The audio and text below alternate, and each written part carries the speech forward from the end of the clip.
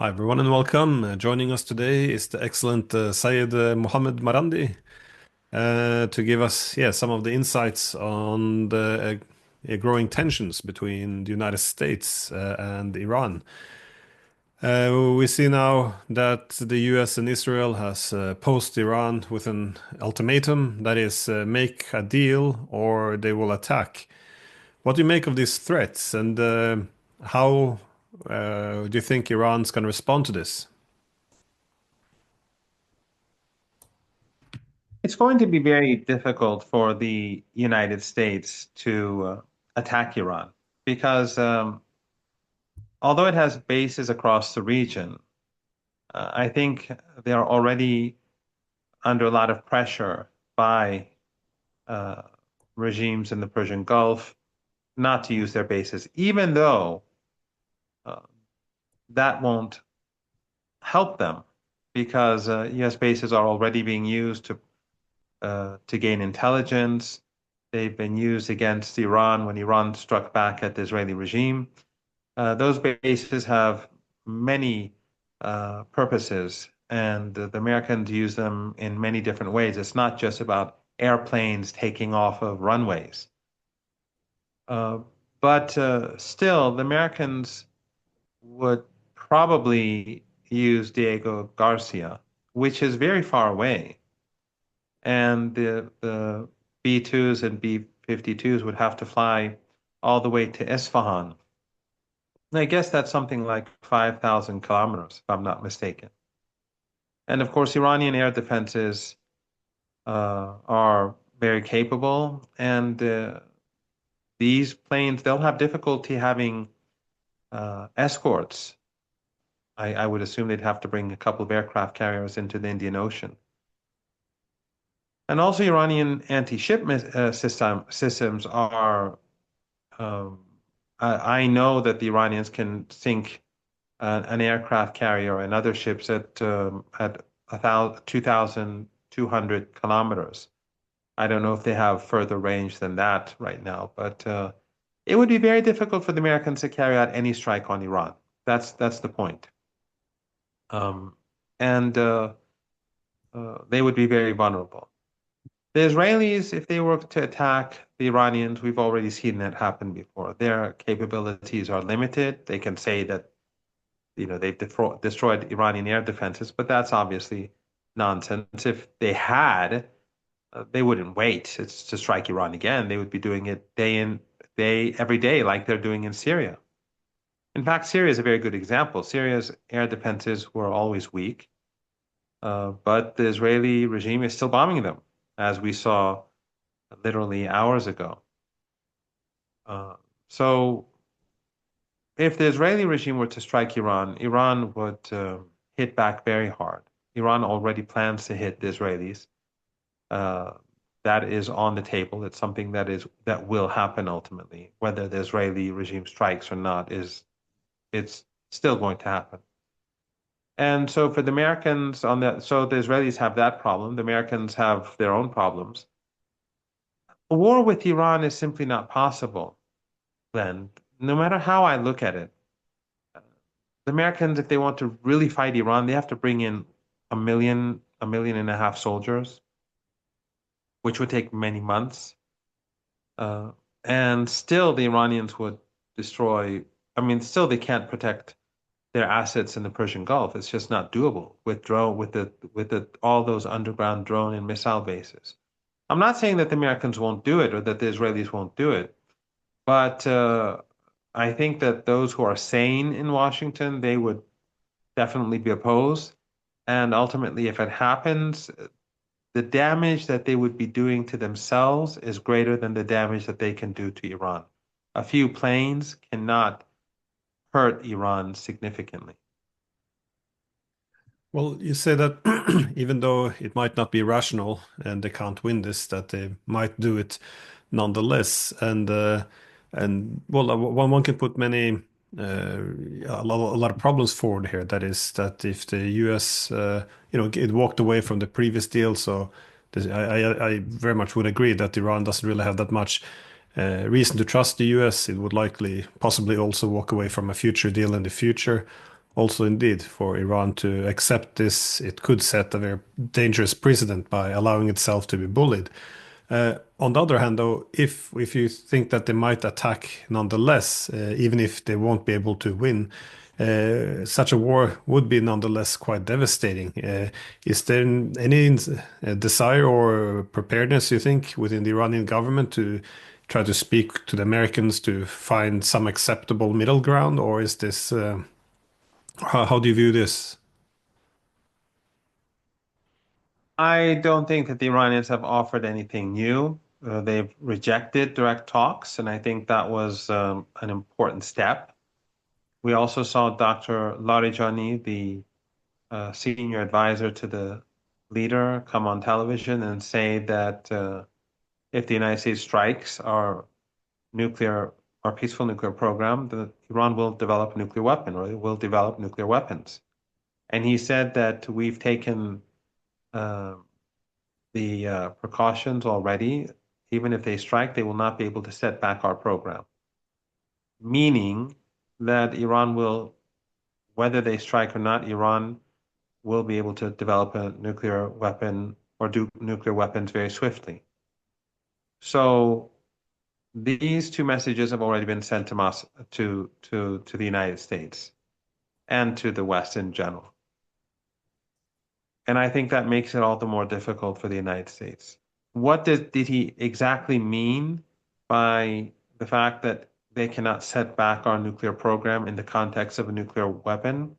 I can guess what that means, but I can't, I don't want to say it because I don't know, and I don't want to say something that I'm not sure about. But I think we have to take it at face value.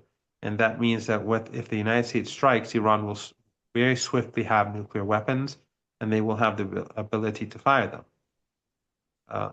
So that is what Iran has done. Iran is also, although I should point out, has also stated once again that it will continue with indirect negotiations. In other words, it's not going to discontinue anything. It's going to be business as usual because we've had indirect negotiations for all these 40 some years. It's been on some instances where we've had direct negotiations, such as over the JCPOA, the nuclear deal. But negotiations have never been completely cut off. So I don't think that the Iranians have taken any steps that would make the Americans happy. I think it's the reverse, the opposite. However, Trump, when he said that, some of his statements seem to indicate that he is, when he said, when we heard from the Americans that they're considering Iran's offer for indirect negotiations, I think that is perhaps a sign that he's looking for an off-ramp because Iran hasn't offered anything new. It's always been there. Nothing new has been offered by the Iranians. So that could be interpreted as a shift in U.S. policy, but a shift in U.S. policy under Trump really doesn't mean anything because late at night he may suddenly decide to upload something on the internet or say something to reporters on Air Force One, or early in the morning, breakfast may not have made him too happy and he could say something then. So a shift in US policy is not really something that we can count on. And that is one reason why it is not really uh, possible to give Trump anything, uh, give him any concessions because Trump is not a person who you can trust. The United States cannot be trusted, but Trump in particular, he's someone who will, he just look at the tariffs and what has been going on with Canada and how every day things are changing. Uh, every day the policy on tariffs until Liberation Day, we've seen so many changes, and the United States is just not reliable for the Iranians. So I think the priority right now for Iran is to be strong. My understanding is that they are preparing themselves for the worst. And I think that people in the Persian Gulf countries like the United Arab Emirates, Qatar, Kuwait, Saudi Arabia. Um, if they don't have to be there, I would leave. But well, you've been an advisor for Iran's nuclear negotiation team. How would you define Iran's, I guess, nuclear posture? Is it correct to define it as a nuclear threshold state, meaning that it has I guess, the scientific, technical, and material capabilities to develop a nuclear weapon, but crossing that line would be easy, but it has decided not to cross the line. And well, is this the correct, I guess, definition of where Iran is? And would there be other scenarios, or do you think Iran, as you said before, it would develop a nuclear weapon if it was attacked in, again, what Trump threatens? Or would the mere amount of threats, credible threats, be enough possibly to convince the Iran's government that it has to have a deterrent? I know you're not in charge of deciding policy, but how are you reading I guess your impression from the Iranian government? Yes, there's no doubt that Iran is a threshold state. I would consider Iran to be one of the top 10 most advanced countries in nuclear energy, more advanced than North Korea. Uh, Probably the only countries more advanced than Iran would be the United States, Russia, China, India, perhaps, uh, Japan, maybe Brazil. That's about it. I think probably maybe France. But I think outside of these countries, Iran is by now the most advanced country. And it can swiftly develop nuclear weapons, and it has the ability to fire those nuclear weapons. And now with the advancement of technology and the way in which computers function nowadays and artificial intelligence, you don't need to blow up a bomb or do a test to make sure that it's workable. Everything can be done through simulation. So I have no doubt that the Iranians have that capability. They've had that capability for quite a while. I think the difference between now and let's say 10 years ago is that now they're probably capable of doing it very swiftly. Maybe 10 years ago it would have taken, I don't know, a few months or something like that, or a few. But that capability exists. Does Iran want a nuclear weapon? I don't think so. I don't think Iran ever wanted a nuclear weapon. I don't think before 2003 Iran was seeking nuclear weapons, and I don't think Iran today, as we speak, is seeking nuclear weapons. The Iranians believe that nuclear weapons are trouble because once you have them, then everyone else wants them. It's not just an issue of the Israeli regime or the United States. It's a problem where you could have tiny countries uh, seeking them in future for their own security, and many of these countries are not very stable. None of the oil and gas rich countries in the Persian Gulf are stable. They're all family dictatorships. None of the Arab countries in the region are stable. Turkey, nowadays, we see the problems inside Turkey. It's not, then we have Central Asia.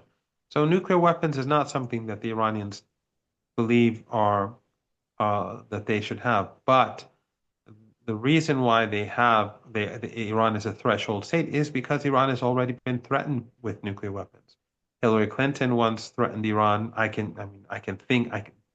remember an instance where she threatened Iran with nuclear weapons. The former French president threatened Iran with nuclear weapons. The Israeli regime has, during this genocide in Gaza, a minister threatened to use a nuclear weapon or propose using a nuclear weapon in Gaza. And different people have said that repeatedly. And then Netanyahu, he goes to the Israeli regime's nuclear site and threatens Iran from there, sending his own message. So being a threshold state has a purpose. It's basically saying we don't have the weapon, but don't think you can threaten us with weapons. But if Iran is forced to have a weapon, they will have it. And I think what Dr. Larijani said, I think the most important sentence actually that he said was that whether you attack us or not, you cannot set back our nuclear program, meaning that you cannot set back our capability of producing a nuclear weapon. I don't even think that they can destroy the peaceful nuclear program because it's very deep underground. But the Iranians have been preparing themselves for war with the United States for ever since 9/11. Ever since they went into Afghanistan and then into Iraq, the Iranians have been preparing themselves for war. And that's what all these underground missile bases and drone bases are about. And from what I've been hearing, the Iranians have put a lot of money into R&D, but also in order to make their drones and weapons more precise over the past 3, 4 months. A lot of money is going into this from what I hear. So literally Iran has hundreds of thousands of missiles and drones that can destroy everything in the Persian Gulf region and far beyond. And so they have a conventional capability to deter any attack, to make it foolish. But they will develop a nuclear weapon, and the United States, from what Dr. Larijani has said, is in no position to stop it. So but the reason why Dr. Larijani says this, as I'm sure you know, is to deter the United States. In other words, Iran is saying that, look, you behave normally. Well, the United States can't behave normally, but you refrain from taking the foolish step of attacking Iran, we won't make a nuclear weapon. But if you do, then we will. It's no longer what Dr. Kharazi said. Another less senior advisor to the leader, he said 2 or 3 times that Iran will change its nuclear posture. No, Dr. Lari just said we will develop a nuclear weapon and you cannot set back our program. So this is a new statement. Iran is pushed. I don't agree with those people who say Iran should develop a nuclear weapon now, and there are many in Iran who are saying it. Probably in the public is now in support of developing a nuclear weapon now. Before it was divided, I'm just guessing because I haven't seen recent polls. I've seen older polls. It's usually been near half and half. But under these circumstances, I would imagine that a substantial majority of Iranians believe we should develop a nuclear weapon now. But I am of that unpopular school that believes that what Dr. Larijani said is enough. And I think that was the proper position to take. Well, the American intelligence agencies seem to agree, though, because they're also saying that Iran is not developing a nuclear weapon. On the other hand, Israel's been saying for the past 20 years that Iran is a few months away from a nuclear weapon. So I guess there's some disagreements there. However, if the United States would want to, I guess, reconsider what they did, withdrawing from the JCPOA, that is the nuclear deal, do you see any possibility of restoring that old agreement in that form which it was left, or how do you? No, not in that form. Um, the Iranian nuclear program has advanced a great deal since 2015, and especially since Trump left, because Iran shut down most of the program. And then when Trump left, Iran continued to abide by the JCPOA for a full year. And then after a year, Iran began to reduce its commitments gradually. And so after 2 years, since the Americans had left, the Iranians they fully restarted their program. But since then, they've been investing a lot in it. And partially uh, in order to have leverage. That's why Iran, for example, produces enriched uranium at 60%. Some ask why does Iran produce it when it doesn't have any use for it? I mean, we don't have a nuclear submarine yet, and we don't use it to produce medicine yet. So why do we have it? It's for leverage. It's to be used at the negotiating table when or if there are negotiations for a new deal at some point 5 years from now, if ever. So Iran's nuclear program has advanced a lot. Iran is not going to negotiate that, and it's not going to go backwards, especially since we've paid a huge price. The reason why we've developed the nuclear program is because of the maximum pressure sanctions. And the maximum pressure sanctions were never removed. Under Obama, some of the sanctions were eased, but he violated the deal from day one. And then he increasingly violated the deal more extensively until he left office, and then Trump tore up the deal. So that leads us to the other issue, and that is that in future, if Iran is ever going to negotiate with the United States, we will have to have assurances that they will not violate the deal. So it will be a very different type of deal if there is one in the future, where the Americans will be held accountable for violations, and where Iran's scientific advances won't be thrown out the window. We paid a price for them, so there's no reason whatsoever for Iran to do so. And also, the United States, when it threatens countries with nuclear weapons, when the Israeli regime threatens countries with nuclear weapons, then I think it's always the same thing to do to make sure you do have that option. So uh, we are where we are. I see any hope for a new nuclear deal to be very difficult to achieve. At the moment, the Iranians are being very strong. They're very firm. They're building up their defenses, and they're building up their offensive capabilities. And the messages that are being sent are that we're not going to talk with you directly. And so I think that shows that Iran is prepared. So you said Iran has leverage, and there's an ability to to use this in the negotiations in the future. What would be Iran's main what it would want to achieve in a negotiation? And do you see any? Because in Europe now we're talking about how to have a wider reset or redo some of the mistakes we did over the past 30 years. Is there something similar to be done in that region? Something to, I guess, untangle some of the problems and conflicts which have been building up for so many years? Or I don't know how. I guess it's a bit difficult question how to fix this a huge Well, riddle, but yeah, what would be the main approach? we have to always keep in mind that the problem that the United States has with Iran is not about its nuclear program. It's not about human rights. It's not about global warming. It's not about terrorism.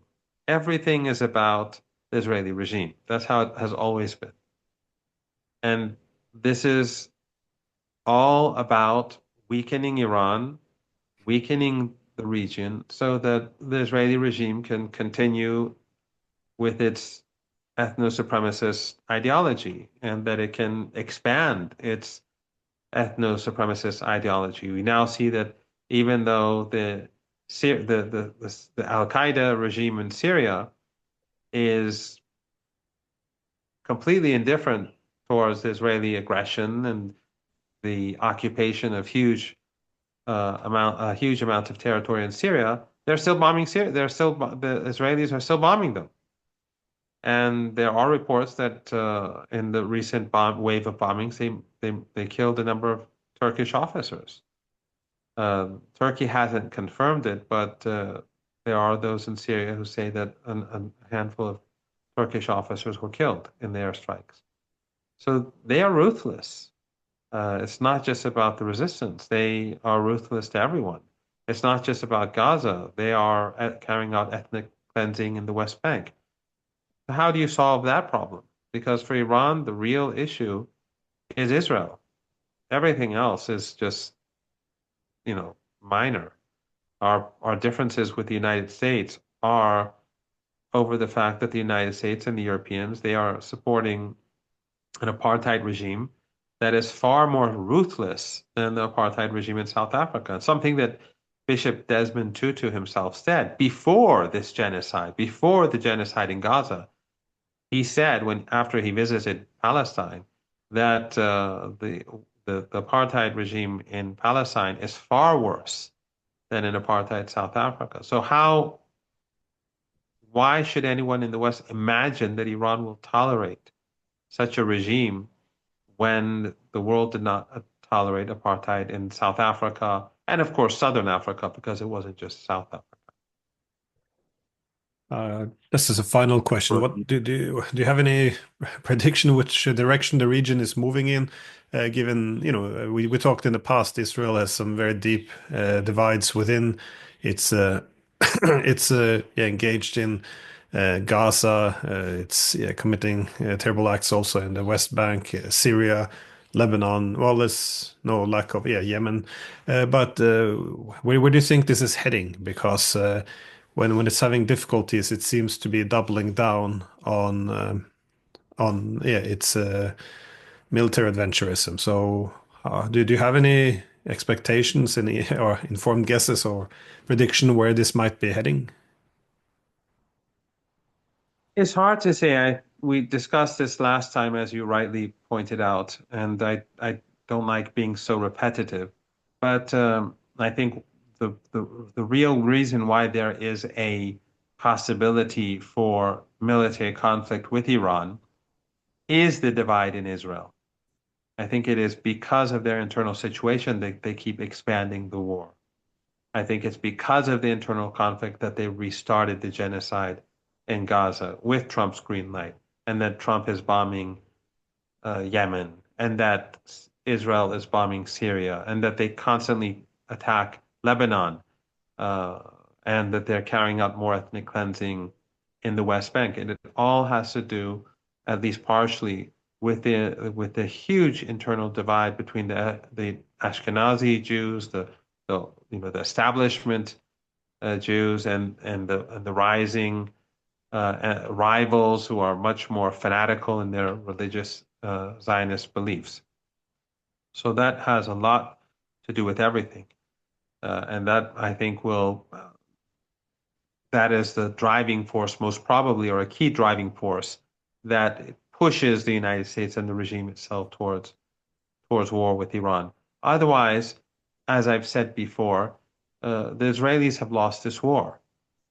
The biggest defeat has been the fact that they have been demolished in the eyes of they have no credibility. They're not seen as humane or human or civilized in the eyes of the world. That is something that will have huge consequences and they will be permanent. It is like you or I, you being a professor uh, with a certain degree of credibility in society among your neighbors, uh, among your students, among your colleagues, and then suddenly losing all of that permanently and being looked down upon as, or me looked down upon as some evil maniac. That I think is the worst thing that could happen to a person. I think my honor, my dignity, I think that, and that of my friends, in fact, that I think is more important to me than probably anything else on this planet, at least. So for the Israeli regime, I think that was the ultimate defeat, and it will have permanent consequences. And of course, they did not succeed on they've not taken Lebanon, they failed in Gaza after all this time. These are not victories; these are all defeats. Yemen. But I think so. None of this has been good for this regime. The regime would have been smart to, end this weeks after October the 7th. And I think a war with Iran would be the ultimate defeat. Some in Iran actually, quite a few people in Iran, I can't say it's a majority, but quite a few people in Iran think that it's best to have a war and that Iran will hit back very hard and it will wreck the Western economy and they will be blamed by the world, rightly so. And Iran is capable of hitting them so hard, destroying the oil and gas infrastructure, destroying everything that Qatar has, destroying everything that the Emirates has, destroying everything in the Arabian Peninsula and also probably the Caucasus as well, and bringing Western economies to their knees. Uh, Many are saying that, and they think that we have to be strong and swift and hit very hard. So let them come. I don't like war. I fought as a volunteer in war for years. I would be willing to fight again tomorrow in Lebanon, in Yemen, in Palestine, in Iran, but I'm fundamentally against war. Uh, but I do believe that if there is war, the United States will lose, and but the world will lose. Everyone will lose. Imagine if, I mean, the global economy, when it crashes, you will have you will have hundreds of millions of people on the move. I mean, right now that the what we're seeing, these immigrants or illegal immigrants or whatever they'd like to call them, refugees, they're a they're it's like a it would be like a small creek, or um, compared to mighty river, if there is such a war, because the people who are on the move now they'll increase 100-fold as the global economy collapses. So it would be catastrophic. It would be utterly dystopian. Even though when we watch footage of Gaza, we already feel we live in a dystopian world. But what would be to come, what would become of life on this planet, I think, as a result of a war in the Persian Gulf, where all the palaces are glass palaces, I think that would make what's going on today look very small indeed. Yeah, I wish Trump wouldn't take so likely on making such huge and dangerous threats. It could destabilize the whole region just by his tweets. So, anyways, Professor Marandi, I always enjoy talking to you. So, thanks again. Thank you, Glenn. It's always a pleasure.